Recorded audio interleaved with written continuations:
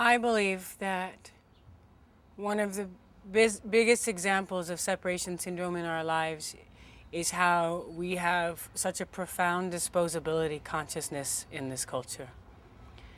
And I use the example of when you say you're going to throw something away, where's away? There's no such thing.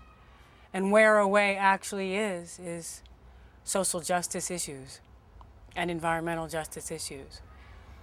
Every plastic bag, plastic cup, plastic to-go container, that is the petroleum complex in Africa, Ecuador, Colombia, Alaska, you name it. Every paper bag, paper plate, paper napkin, that is a forest.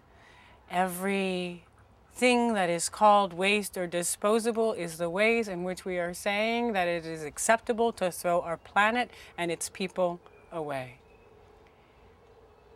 When I started thinking about disposability consciousness, I went and asked a lot of Native people that I know if in their original language, if they had any words for waste, disposable, or trash.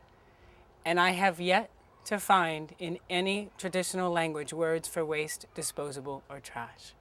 Because all traditional knowledge knows that there's no such thing. I saw a great sign once that said it's only called waste if you're not using it properly. And we have a wasteful consciousness. We have a disposability consciousness. We've lost our connection to the sacred. And for me, disposables are one of the huge magnifiers of how we've lost our connection to the sacred. Because you don't walk up to a tree and go, wow, I wonder how many paper plates I could get out of that puppy. You know, we don't think that way, but our actions are doing that.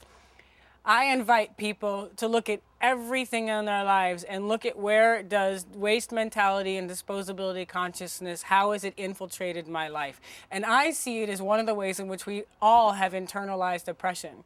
Because those forms of oppression are disconnect. Those forms of disconnect, they work best when they just subtly weave themselves into the fabric of our lives, where we just take it for granted that we're going to go to the coffee shop and get coffee that came from an exploited community somewhere where a forest was destroyed for a monoculture, put it in a paper cup that used to be a forest, put a plastic lid on top of it that used to be an indigenous community somewhere in a beautiful area, drink it, and then throw it away where it goes back and pollutes a nature community or a human community at the end. I am so fiercely passionate about it because I know in my heart that as long as we are trashing the planet and trashing each other, a healthy and holistic and healed world is not possible.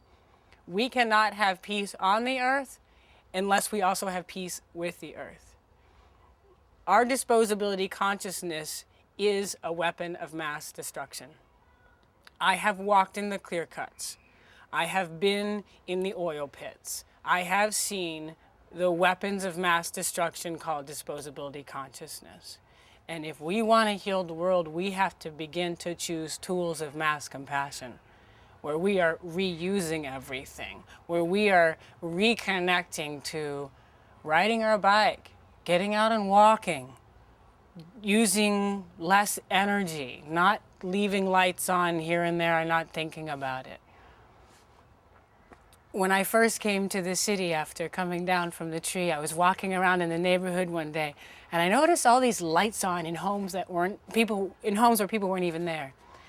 And I know that it's because of that mentality that we were taught that, you know, the big scary criminals will think somebody's home if there's a light on. I'm like, if I lived in a tree for 2 years and I know nobody's home, I bet those big scary criminals know nobody's home. And I say that and I laugh because it's that fear mentality that makes us to be these wasteful consumers. And I saw that that is this disposability consciousness that we are just throwing everything away, and that we are afraid of everything, and that's manifest everywhere in our lives. I invite people to recognize the joy in simplicity, the power in simplicity.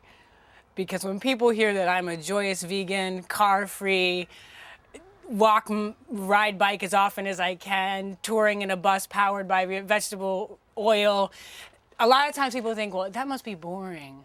But, you know, the food must be bland. You must be really sad and upset. I'm like, do I look it? Like, it is the most joyful, life-affirming choice to to let go of disposability consciousness and to reclaim every moment, every day, every choice as a step towards healing.